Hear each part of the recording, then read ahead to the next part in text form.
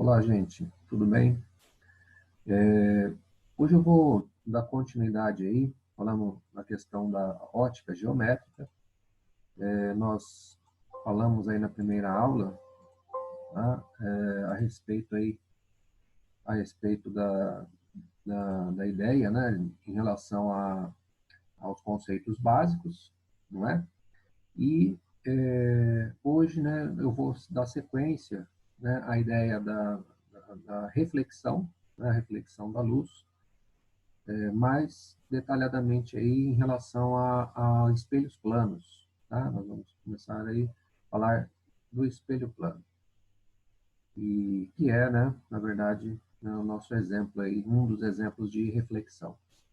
Depois, né, posteriormente aí, né, nós vamos falar também dos outros espelhos, né, os espelhos esféricos, né, um pouquinho deles também, que faz parte também da reflexão da luz. Bom?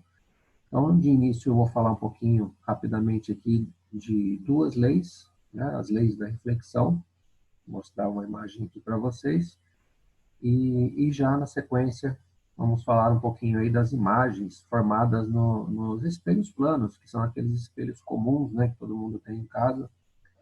Tem aí algumas características, né, que eu queria que vocês observassem, né, e anotassem também, mas é bem simples, tá? A parte dos espelhos planos aí é bem tranquila aí, tá bom? Então, deixa eu só pegar aqui a primeira imagem, tá? Para a gente conversar hoje.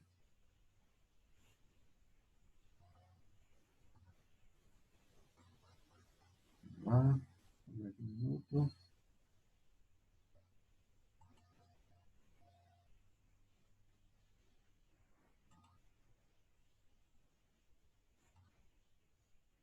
Muito bem. Então, gente, né? Antes de entrarmos aí nos espelhos planos, tá? Como eu disse, vou comentar aqui um pouquinho a respeito das leis da reflexão, né? Porque a reflexão da luz, como eu já comentei, é aquele fenômeno, né, luminoso que a luz incide numa certa superfície e reflete, né? Ou seja, ela volta para o próprio meio.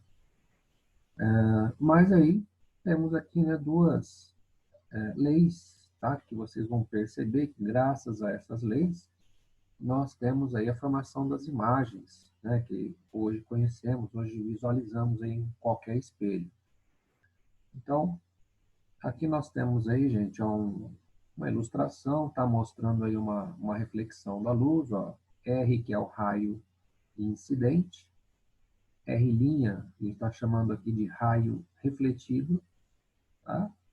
E nós temos aqui, né, alguns detalhes, tá, gente? Por exemplo, ó, nós temos uma linha aqui, ó, tracejada aqui, que é uma linha vermelha. Essa linha é chamada reta normal.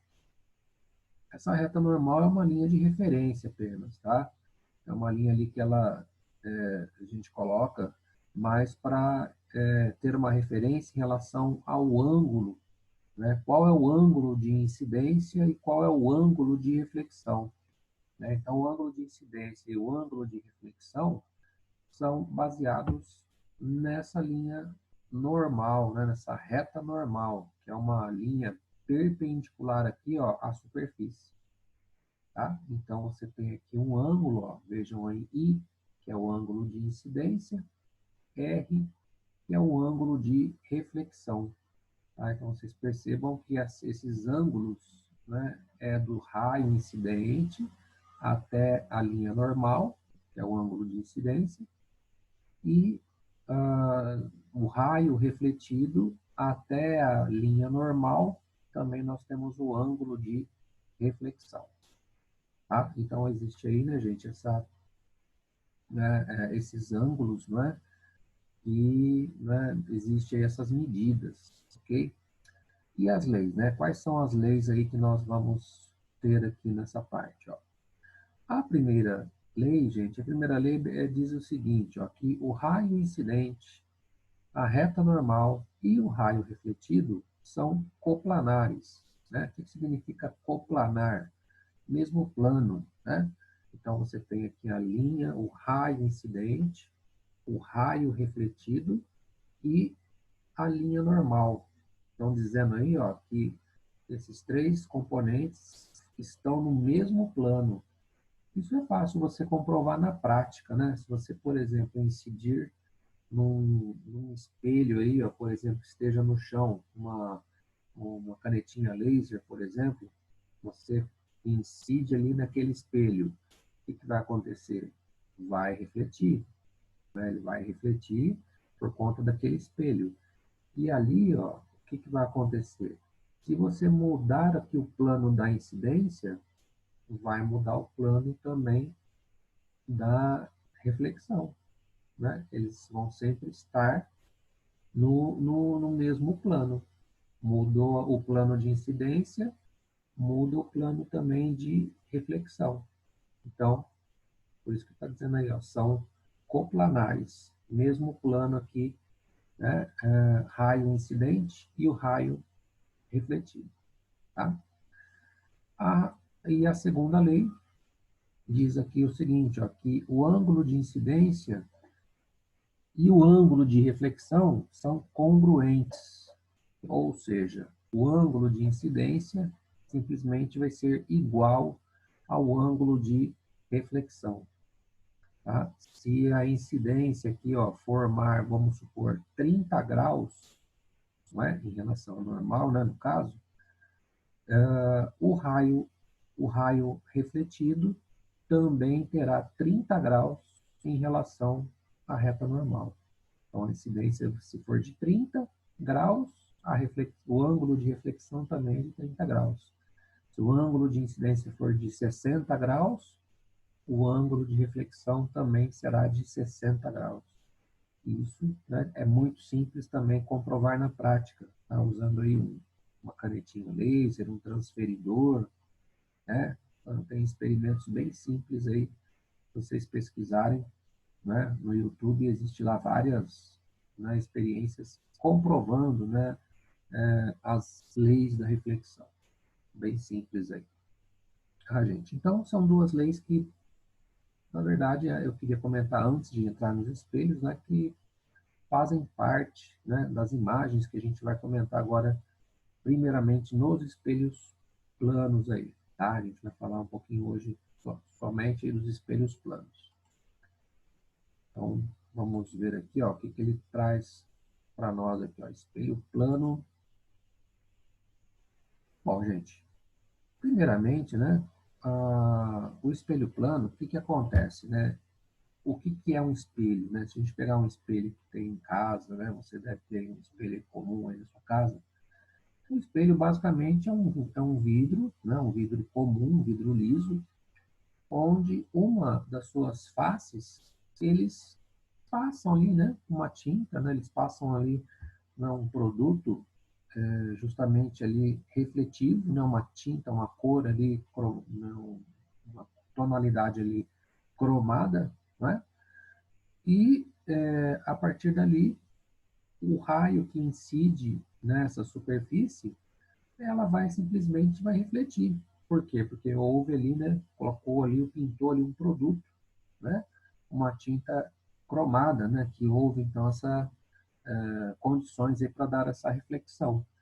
Então, nós temos aqui, né, o espelho plano, basicamente ele é formado aí por uma superfície plana, polida e de alto poder refletivo, um refletor. Tá? Por quê? Porque existe ali aquela camada ali cromada, que eles acabam passando ali um produto, né, para poder acontecer isso. O detalhe deste desenho aqui, ó, tá vendo esses três risquinhos nas pontas, né? Esses três risquinhos, tá, gente, nos exercícios, na apostila, que vocês vão perceber que existe, não só no plano, mas também nos esféricos, né, nos espelhos esféricos. Esses três risquinhos significam a parte de trás do espelho, tá? Que é ali onde se passa justamente essa tinta cromada. Tá? Então, a luz ela vai incidir nesse outro lado aqui e vai refletir. Né? Então, essa parte aqui, ó, se representa a parte de trás do espelho, tá? É onde existe ali o produto, né, a tinta cromada. Aqui nós vamos ter, né, ó, mais uma vez, né, gente, a ideia, né, por isso a importância, né, de falar um pouquinho das leis da reflexão anteriormente, ó, você percebe que é um espelho, aqui, ó, representado por E, um raio incidente, um raio refletido, ângulo de incidência, ângulo de reflexão. Basicamente é o mesmo desenho que acabamos de ver lá anteriormente, só que agora é um espelho plano. As leis são as mesmas? Sim, as leis são as mesmas, existe ali um mesmo ângulo de incidência, o mesmo ângulo de reflexão.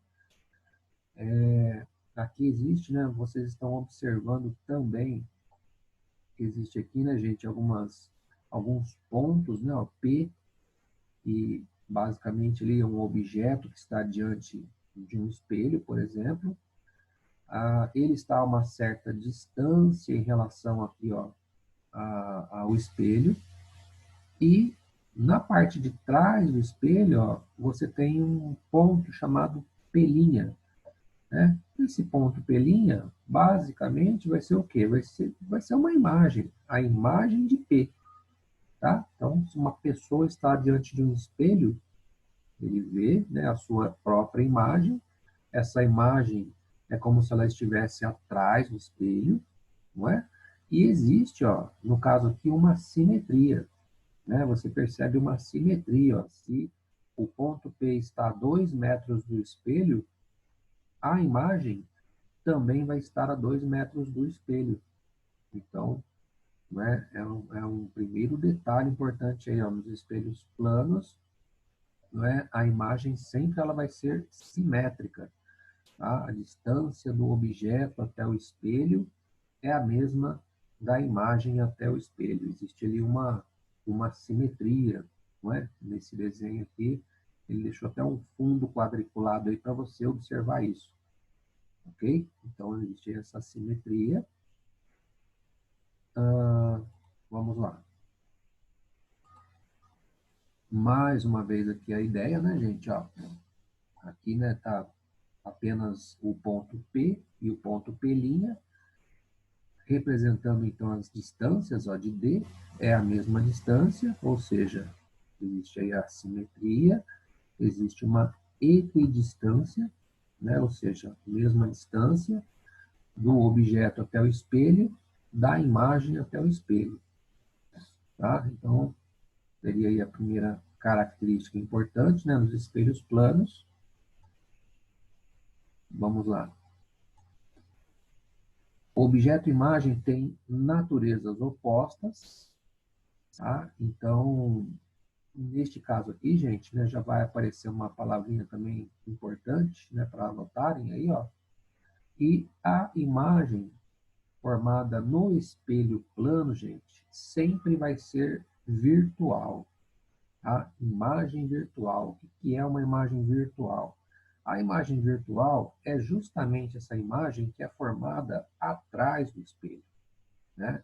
Ela, fisicamente falando, né, essa imagem, o raio de luz, ele não chega até esse objeto, né? Se a gente pensar assim nos raios que vão atingir o espelho, ele vai refletir, né? Ele vai chegar no espelho e vai voltar, né? Então, a luz, ela não vai atrás do espelho, concorda? Então, mas a gente vê, né? A gente está diante do espelho, a gente percebe uma imagem que fica atrás, né? Então, quer dizer, essa imagem que fica atrás, que é formada atrás do espelho, é o que nós chamamos de imagem virtual, tá, gente? Ela é formada basicamente aqui, ó, pelo prolongamento dos raios que refletem. Prolongamento, não é o próprio raio, é o prolongamento, né, que vai acabar formando, então, essa imagem virtual. Tá? Uma dica aí, né, já fica aí valendo até para os próximos espelhos que a gente vai comentar depois, né? A dica aqui é a seguinte, mas como é que eu vou saber se é virtual? A imagem virtual, ela sempre é direita. O que é direita? Ela nunca vai, ela não fica de ponta cabeça, né? A imagem ela fica direita. Mas se você está numa posição, você vê que a sua imagem fica também na mesma posição. Se fosse invertida, né, ela ficaria de ponta cabeça. Né? E no espelho plano isso não acontece. Ela sempre é à direita. Então, quer dizer, a imagem direita é sempre virtual. tá? Legal para vocês anotarem aí essa dica.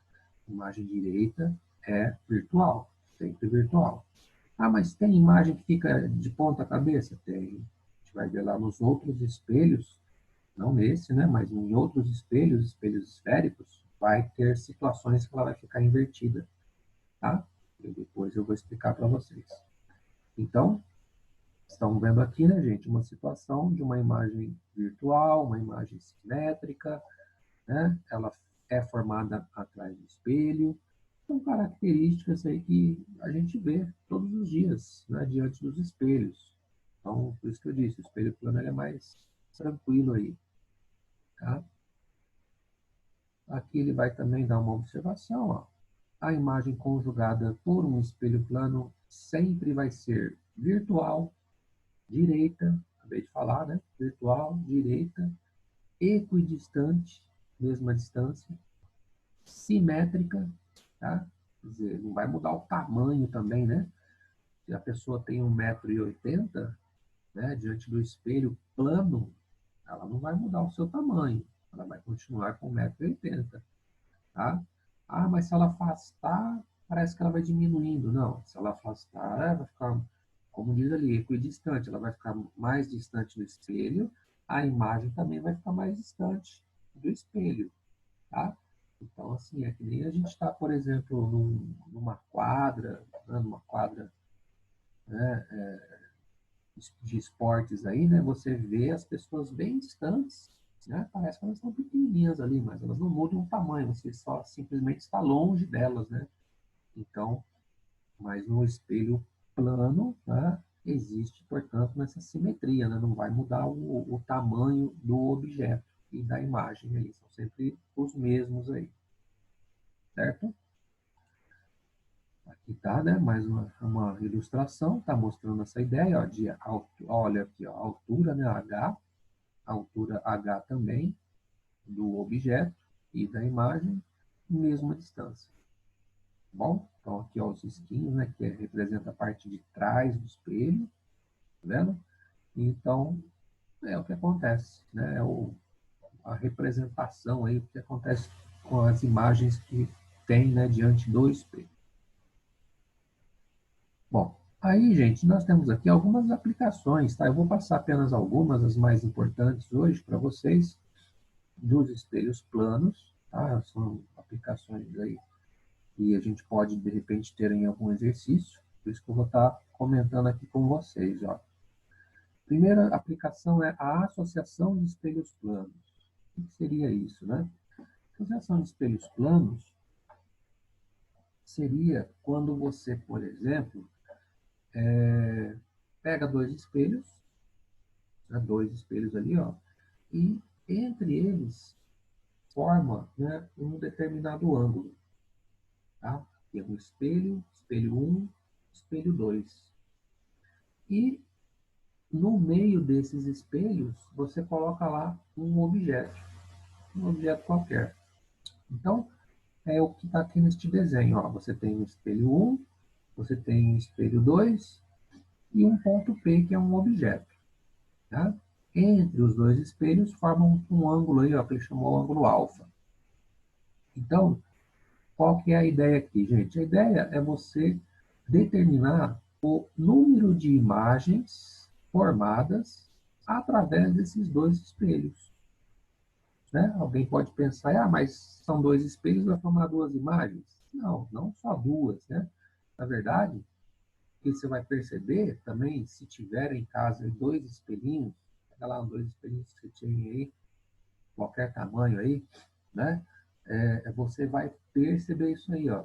Você vai perceber o seguinte, que na medida em que eu vou diminuindo o ângulo entre eles e olhando ali na frente desses dois espelhos, você vai perceber que conforme vai diminuindo o ângulo, vai aumentando o número de imagens, tá? Você percebe isso claramente. Se tiver dois espelhos aí, você percebe isso.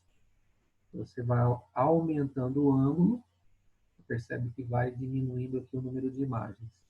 Até que se deixar assim, os dois espelhos formando 180 graus, né? 180 graus entre os dois espelhos, como se fosse um espelho só, vai formar uma imagem só, né? Mas na medida que você vai diminuindo, diminuindo, diminuindo, você percebe que vai formando um número de imagens diferentes. Então, é isso que está mostrando aqui, gente. Ó. Como que eu determino o número de imagens formadas através desses dois espelhos, baseado no ângulo entre eles. Essa é a ideia aqui. Ó. Então, nós temos aqui uma fórmula, anotem essa fórmula aí, tá, gente? Ó, que é como que você vai determinar esse número de imagens. Tá? Vejam lá, ó. A fórmula é 360 graus dividido por alfa. O que é o alfa? O alfa é o ângulo entre os dois espelhos. Menos 1. Beleza? Então, é uma formulinha que você vai achar o N, que é o N, é o número de imagens formadas entre esses dois espelhos. Está aqui, ó, N é o número de imagens e alfa é o ângulo entre os espelhos. Certo? Então, é uma fórmula importante, tá? Que facilita bastante aí, né, quando você vai ter aí aplicações desse tipo aqui. E aí, né, gente, sempre observar, né? Claro, às vezes eles colocam lá alguns exercícios assim, né, para a gente pensar um pouquinho, por exemplo, uma cadeira. Se eu colocar uma cadeira aqui, né, uma cadeira ali, que essa cadeira, obviamente, ela vai ter 4 pés, né? Geralmente a cadeira tem os 4 pés ali. Então, geralmente, eu já vi exercícios, por exemplo, que eles querem saber quantos pés, né, que a pessoa pode visualizar, né, através desses dois espelhos que formam um certo ângulo.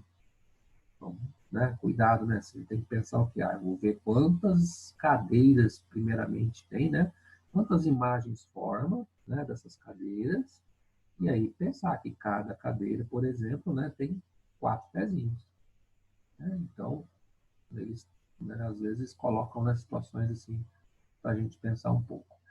Mas, basicamente, ó, você consegue determinar, portanto, este número de imagens formadas aí, tá bom? É a primeira aplicação que nós temos aí. Olha aqui a imagem também, né? Que legal, ó. É uma imagem, é um desenho, na verdade é uma foto, né? De uma moça, ó, que está diante de dois espelhos, tá? Ó, ela está diante de dois espelhos e você percebe aqui, ó, as imagens que são formadas a partir desses dois espelhos. Então, aparentemente, você fala, mas tem duas imagens aqui, né? Depende do ângulo, tá? Vai depender do ângulo. Eu disse, quanto maior for o ângulo, menor é o número de imagens. Se for diminuindo o ângulo ali, ó, você vai ver que forma mais imagens dessa moça, tá? Então, é uma situação aí que acontece. Campo visual, tá? A segunda aplicação aqui também, isso aqui, né, eu vou comentar hoje, por quê? Porque eu já vi questões também que, às vezes, eles pedem, né, para a gente identificar quais os objetos que são visíveis através de um determinado espelho. Então, é o tal campo visual, né? A gente precisa verificar o seguinte, se a partir da posição que o observador está, diante de um certo espelho aqui, ó, se ele consegue ver ou não, né, os objetos, né, as imagens, né, dos objetos que estão ali ao seu redor. Seria basicamente o seguinte, ó, se você tem um espelho na parede da sua casa, tem ali, né, no banheiro, né, no seu quarto, enfim. Se você está na frente do espelho, você tem um campo visual, não é, bem amplo ali. Você está diante do espelho, na frente dele, então eu consigo visualizar bastante coisa através dele. Se você ficar ao lado desse espelho, tenta fazer isso em casa, né? Se você ficar ao lado do espelho, o que você vai perceber? Você vai perceber que o seu campo visual ali, olhando no espelho, seu campo visual vai mudar, né? Eu vou conseguir visualizar só uma parte ali do banheiro, do quarto que eu estiver, né? No retrovisor de um carro, por exemplo, ou de uma moto, é a mesma coisa. Você tem lá um espelho pequenininho ali, que é o retrovisor, e ali ele te dá um campo visual limitado ali, né? Ele te dá uma certa região que eu consigo visualizar o que está atrás de mim, né? Mas ele é limitado, depende o quê? Depende do tamanho desse retrovisor, depende da posição que eu estou em relação a esse espelho, né? Então, aqui, ó, você percebe neste desenho o seguinte: imagine aqui que seja um motorista. Esses risquinhos verdinhos aqui, ó, é o tamanho do retrovisor, tá? E aí nós temos essa parte amarela pintadinha aqui, ó, seria o quê? Seria o campo visual dele, o que ele consegue visualizar. Então, o pessoal costuma às vezes falar assim, você tem ali como é que é o termo que eles usam ali, uma parte que não se vê ali, seria o ponto cego, né? Às vezes a pessoa está ali dirigindo, né, e de repente ela escuta, por exemplo, uma moto ali que está próxima a ele, aí ele olha no retrovisor e não vê. Não vê, ele está ouvindo ali, mas ele não consegue, olha no retrovisor e não consegue ver. Por quê? Porque provavelmente esse motociclista está fora do campo visual, né? Então, vejam a importância, né, do tamanho aqui, ó, do espelho. Quanto maior for o espelho, maior vai ser o campo visual dele, né? E aí, como que eu traço, né? Como é que eu vou saber esse campo visual? Que é o que geralmente a gente precisa fazer nos exercícios, né? Como é que eu vou determinar, vou delimitar esse campo visual? Ó, é bem simples, gente. Você tem geralmente o objeto, né? O observador. Você tem aqui o espelho na posição ali. E aí, o que ele fez aqui, ó? Basicamente, ó, ele pegou e desenhou aqui um ponto simétrico desse observador, que ele chamou de O', tá? A mesma distância, né? Esses dois risquinhos aqui, ó, significa que é a mesma distância. Então, ele fez aqui uma linha, ó, uma linha perpendicular, tá? Tracejou, mediu, tem 2 metros aqui, então 2 metros aqui embaixo também. E a partir daquele ponto, ó, ele traçou duas retas também, né, tracejadas aqui, que passa pelas extremidades do espelho, né? De ponta a ponta aqui, ó, de extremidade do espelho. E ali você já consegue delimitar o campo visual, né? Então, quer dizer, se um objeto estiver aqui, ó, fora do campo visual, significa que esse observador não vai ver através do espelho esse objeto. Uma moto, por exemplo, ali, né, ele está ouvindo, mas ele olha no espelho e não consegue ver a imagem dele, né? Porque ele está fora do campo visual. Se estiver aqui dentro, esse observador vai ver a imagem no espelho, né? Então, tentem fazer isso em casa, né? Fiquem numa posição ao lado do espelho, né? E aí, olhando no espelho, você vai ver qual é o seu campo visual, tá? E aí você muda de posição, fica mais afastado, né? Vai mudando de posição, você vai percebendo, né, que o seu campo visual também muda.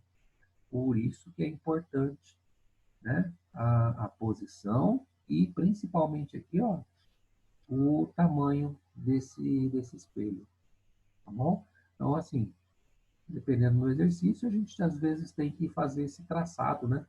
Verificar ali qual é o campo visual dele, se o objeto vai ser visto ou não.